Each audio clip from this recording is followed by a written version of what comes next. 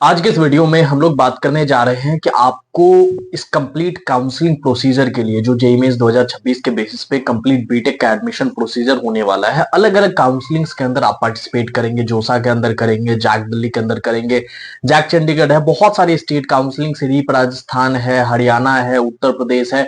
इन सब में जो आप पार्टिसिपेट करेंगे तो आपको कुछ डॉक्यूमेंट्स की जरूरत होगी। कुछ कॉमन डॉक्यूमेंट्स हैं जो आपको हर जगह लगेगी और इन डॉक्यूमेंट्स के बारे में इस वीडियो के अंदर बताने जा रहा हूं ताकि आप जब ये प्रोसेस स्टार्ट हो जाए, एडमिशन की प्रोसेस स्टार्ट हो जाए, उसके बाद आप बिल्कुल भी पैनिक ना करें, बिल्कुल टेंशन ना ले।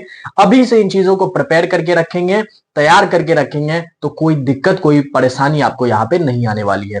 एक एक चीज के बारे में बताऊंगा, थोड़ी बहुत डिटेलिंग भी होती है, वो भी मैं आपको बताऊंगा। कई जगह स्टेट के सर्टिफिकेट लगते हैं, कई जगह सेंट्रल का 12th के बेसिस पे क्या कैसे है, सारी बातें आपको समझ में आ जाएगी। बस इस वीडियो को आपको देखना है, उसके बाद आपको डॉक्यूमेंट से रिलेटेड कहीं भी इधर उधर जाने की जरूरत नहीं पड़ेगी। देखिए, सबसे पहले मैं आपको बताते चलूं कि आपके जो एकेडमिक के सर्टिफिकेट होते हैं, पहला जो अपना कहले पॉइंट रहेगा वो है एकेडमिक्स के जो सर्टिफिकेट है आपके, उसके अंदर आपका 10th का मार्कशीट लगेगा और 10th का सर्टिफिकेट आपका निश्चित रूप से लगेगा। तो 10th का मार्कशीट हो गया, 10th का सर्टिफिकेट हो गया। कई लोगों का 10th का मार्कशीट और सर्टिफिकेट एक पेपर में ही होता है, एक में ही होता है। कई जगह सीबीएसई वालों का पहले ऐसे ही आता था, तो उनका उससे काम चल जाएगा, कोई इशू नहीं है। उसके बाद आपकी अगर 12th की मार्कशीट आ गई है, आप अगर पास आउट हो 12th, तो 12th की मार्कशीट लगेगी, 12th की सर्टिफिकेट आपकी लगेगी। ठीक है, सर्टिफिकेट के अंदर आपका माइग्रेशन सर्टिफिकेट और जो टीसी होता है वो आपका, ये दोनों यहां पे लगेगा। साथ ही साथ अगर आप उत्तर प्रदेश से हैं, एक चीज मैं आपको बता दूं, अगर आप उत्तर प्रदेश से हैं और आप टीसी यहां पे लेते हैं तो टीसी के ऊपर में काउंटर साइन नेसेसरी है, काउंटर साइन जरूरी है, उसके बिना वो मान्य यहां पर नहीं होगा। तो ये आपका हो गया 12th के बारे में। अगर आप अपियरिंग है तो आपको अभी जरूरत नहीं है, इसके लिए कोई चिंता वाली बात नहीं है। जब आपका आएगा उसके बाद तब आप वहां पे सबमिट करेंगे, या काउंसलिंग ही थोड़ा लेट से स्टार्ट होती है तो उसके लिए टेंशन वाली बात नहीं है।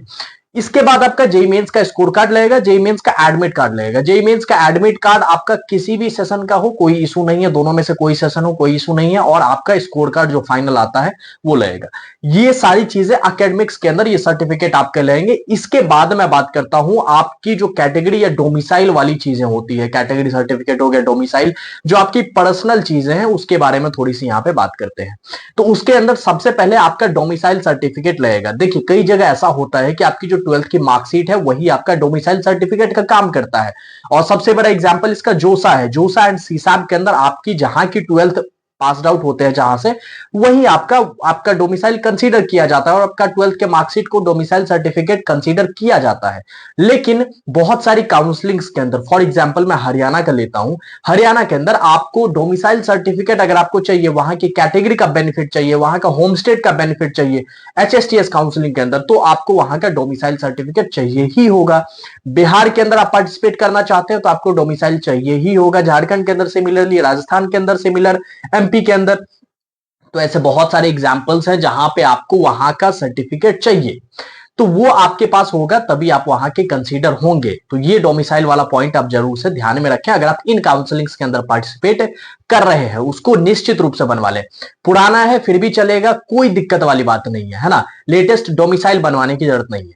कैटेगरी सर्टिफिकेट की मैं बात करता हूं, ये बहुत इंपॉर्टेंट है और इसमें थोड़ा सा मैं एक आपको इलेबोरेट करना चाहूंगा।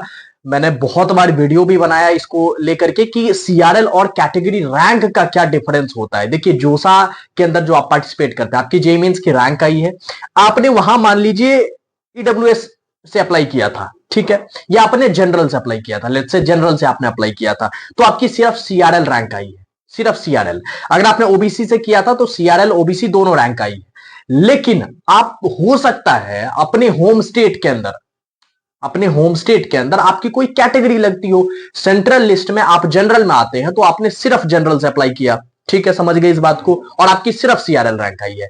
लेकिन आप दिल्ली के अंदर आप आते हो ओबीसी में और आपके पास ओबीसी का वैलिड सर्टिफिकेट भी है लेटेस्ट, तो आप ओबीसी कैटेगरी का बेनिफिट ले सकते हो, मैं ये बात कहना चाह रहा हूं। लेकिन ओबीसी कैटेगरी का बेनिफिट आपको किसमें मिलेगा? सिर्फ स्टेट गवर्नमेंट के कॉलेजेस में। ये कौन कौन से हैं? ये आपके जैक दिल्ली के अंदर आने वाले कॉलेजेस आपके स्टेट गवर्नमेंट के कॉलेजेस हैं। साथ ही आईपीयू के अंदर भी जो आपका मेन कैंपस है वो भी आपका, वहां भी आपके ओबीसी ईडब्ल्यूएस की कैटेगरी लगती है। तो ये रहता है मैं यही बताने की कोशिश कर रहा हूं कि हो सकता है आप सेंट्रल में ईडब्ल्यूएस में आते हो और आपकी ईडब्ल्यूएस रैंक आई है, लेकिन अगर आप ओबीसी से हैं, ओबीसी कैटेगरी आपकी स्टेट में लगती है, तो आपको ओबीसी कैटेगरी का बेनिफिट मिलेगा। क्यों? क्योंकि आपकी जो ईडब्ल्यूएस रैंक आई है उसका तो कोई यूज ही नहीं है स्टेट काउंसलिंग के अंदर, उसका कोई यूज नहीं है।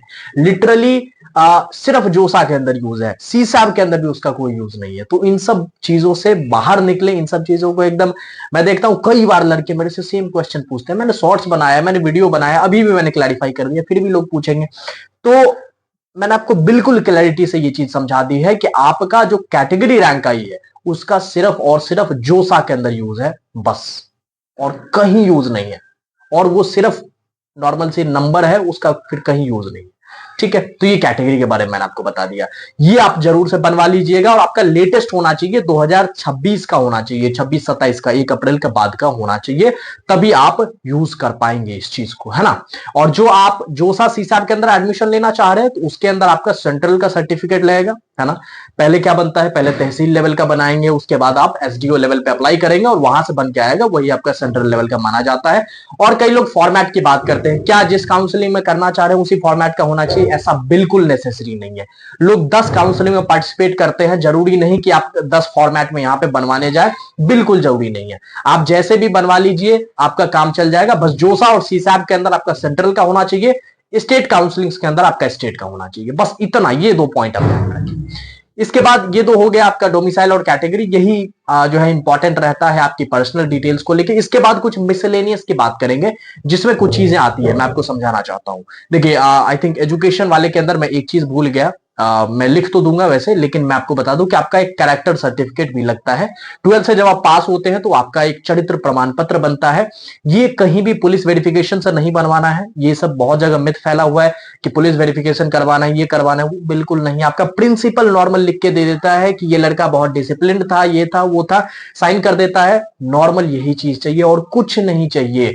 कई केसेस में तो आपका जो सीबीएसई वालों का होता है, माइग्रेशन और कैरेक्टर दोनों साथ में अटैच्ड होते हैं, तो वही से काम चल जाएगा।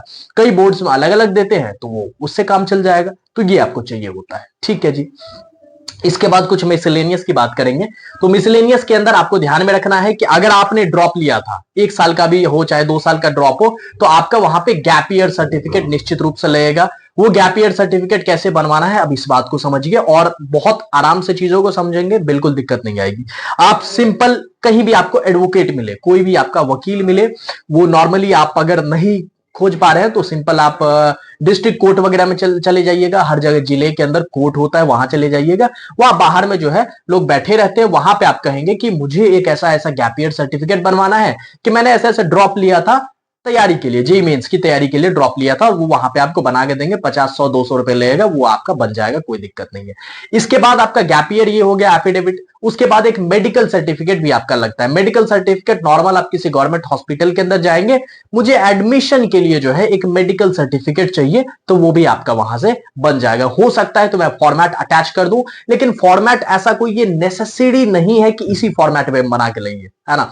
अपने हॉस्पिटल के पास भी एक फॉर्म रहता है, उसमें भी आपको बना के दे देंगे, या फिर होगा तो मैं अटैच कर दूंगा, उसको निकलवा के आप लेके जाइएगा, वो साइन कर देंगे, और या फिर कुछ टेस्ट वगैरह होगा तो कर लेंगे। ऐसे तो अमूमन बिना टेस्ट के भी हो जाता है, कोई ज्यादा टेंशन वाली बात नहीं है। तो ये हो गया आपका गैप ईयर एफिडेविट, ये हो गया आपका मेडिकल सर्टिफिकेट। इसके बाद आई थिंक मैं एक चीज भूल रहा हूं, मैं लिख तो दूंगा यहां पे, लेकिन शायद मैं उसको भूल रहा हूं। तो बाकी ये सारे डॉक्यूमेंट्स आप प्रिपेयर करके रखिए। यही 4, 5, 7 डॉक्यूमेंट्स हैं जो आपके मेन नेसेसरी हैं। इसके अलावा आपका कोई डॉक्यूमेंट यहाँ पे नहीं लगता है। आप अगर कह सकते हैं कि एक्स सर्विसमैन है तो आपका वो डॉक्यूमेंट अलग से लगेगा। आप कह सकते हैं कि अगर क्या कहते हैं, कोई आपका फ्रीडम फाइटर वाला कोटा लगता है तो वो आपका अलग से लगेगा। तो ये सारी चीज तो मिसलेनियस है, बहुत सारे लोगों के लिए नहीं रहती है। तो ये आप निश्चित रूप से चीजों को प्रिपेयर रखें, क्योंकि काउंसलिंग बहुत से जल्द स्टार्ट होने वाली है। आपका 17 तारीख को आपका जेईई एडवांस का पेपर है। उसके बाद जैसे ही रिजल्ट आएगा जोसा काउंसलिंग स्टार्ट हो जाएगी, और जोसा स्टार्ट होने के बाद से ही तुरंत सारी चीजें, सारी काउंसलिंग्स भी धीरे धीरे स्टार्ट हो जाती है। तो इस चीज को ध्यान में रखें। कॉलेज मित्रा का ऐप निश्चित रूप से डाउनलोड करें, जहां पे आपको कंप्लीट काउंसलिंग प्रोसेस बिल्कुल फ्री में आपको सारी की सारी चीजें देखने को मिलती है। काउंसलिंग का शेड्यूल हो गया, कट ऑफ हो गया, आपकी सारी की सारी क्या कहते हैं काउंसलिंग की डिटेल्स हो गई, वहां पे देखने को मिलेगी आपको। वहां पे जो है कॉलेजेस की डिटेल्स देखने को मिलेगी। साथ ही साथ आप हमारी प्रीमियम सपोर्ट से भी जुड़ सकते हैं, जहां पे आप हमसे पर्सनली काउंसलिंग करवा सकते हैं और कंप्लीट काउंसलिंग प्रोसेस के अंदर बहुत इजी तरीके से एडमिशन यहां पे ले सकते हैं। तो उसको डाउनलोड करिए। और साथ ही अगर आप डाउनलोड नहीं कर पा रहे तो collegemitraa.net.in वेबसाइट पे जाके भी आप चीजों को एक्सेस कर सकते हैं, देख सकते हैं। वो तो खैर हमने अभी लेटेस्ट बनाया 2-3 दिन के अंदर, तो देखिए उसको एक्सप्लोर करिए। कोई दिक्कत है कमेंट बॉक्स के अंदर बताइए, उसको हम लोग इंप्रूव करने का प्रयास करेंगे। थैंक यू वेरी मच इस वीडियो को देखने के लिए। Thank you.